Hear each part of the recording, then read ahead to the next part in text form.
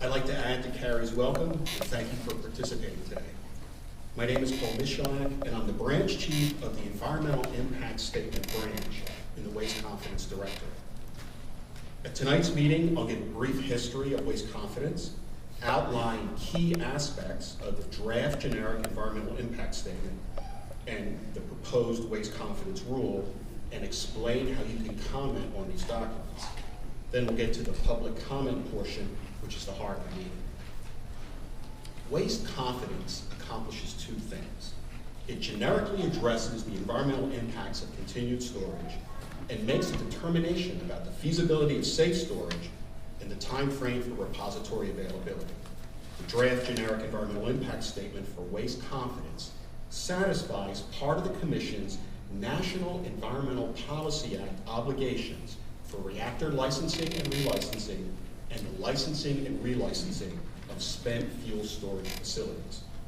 The draft environmental impact statement also serves as the regulatory basis to support the proposed waste confidence rule.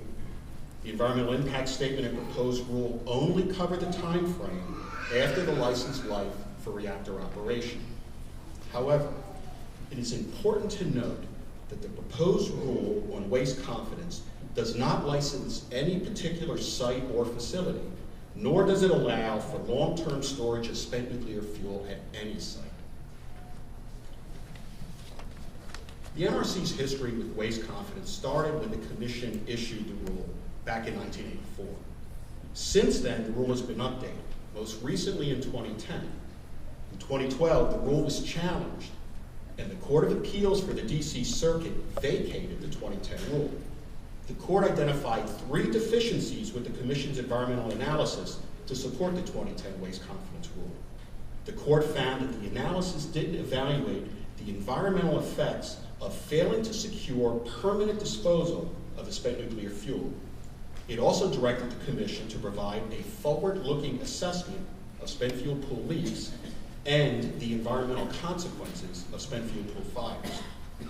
The court did conclude that a generic approach, either with an environmental assessment or an environmental impact statement, would appropriately address the issues associated with waste confidence. Following the court's decision, the Commission directed staff to prepare an environmental impact statement evaluating these issues with the possibility of issuing an updated waste confidence rule. There are 2 things that I would like you to remember.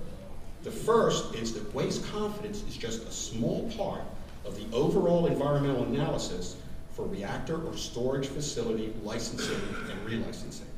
Secondly, waste confidence does not license any facility or authorize storage after the expiration of a facility's license.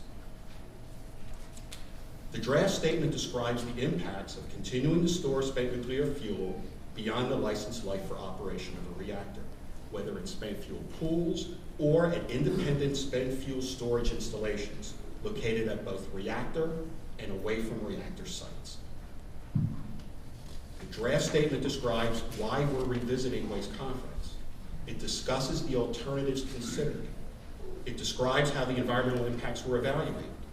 It describes what facilities are covered and the environmental impacts of continued storage at reactor and away from reactor sites. It also contains information on the cost of the alternatives to the rule. It describes the cumulative environmental impacts of continued storage, and it contains information on the feasibility of a repository and the feasibility of safe storage of spent fuel. The draft statement assessed impacts of continued spent fuel storage for 3 timeframes based on when a repository would become available. A short term, or 60 years beyond the licensed life for operation of a reactor. Long-term time frame, which is 100 years beyond the short term, or 160 years. And an indefinite storage time frame where no repository becomes available. The draft statement serves as the regulatory basis for the proposed rule. The proposed rule would generically address the environmental effects or impacts of continued storage. These impacts would not be revisited in future site-specific licensing proceedings unless the NRC discovers something about the site that would make the application of the conclusions in the environmental impact statement inappropriate.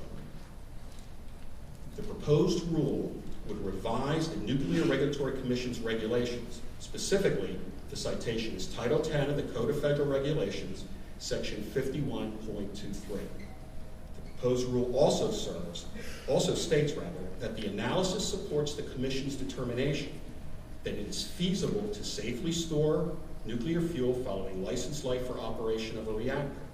It also states that it is feasible to have a mine geologic repository within 60 years following licensed life for operation of a reactor. We are specifically seeking comment on whether the final rule should contain these last two statements. To ensure that your comments are considered, they must be received by December 20, 2013. Mailed comments must be postmarked by December 20th. All comments, whether submitted in writing or provided orally, are considered equally. Of course, we're here tonight so you can tell us your comments on the generic environmental impact statement and proposed rule. Tonight's comments are being transcribed and will be considered part of the record. You can also leave written comments with the NRC staff located at the registration table, and we will make sure those comments are added to the docket. You may also email, fax, or mail your comments to the NRC. You may also provide comments using the federal e-rulemaking site, which is www.regulations.gov. This concludes the NRC's presentation. I'll turn the mic back over to you.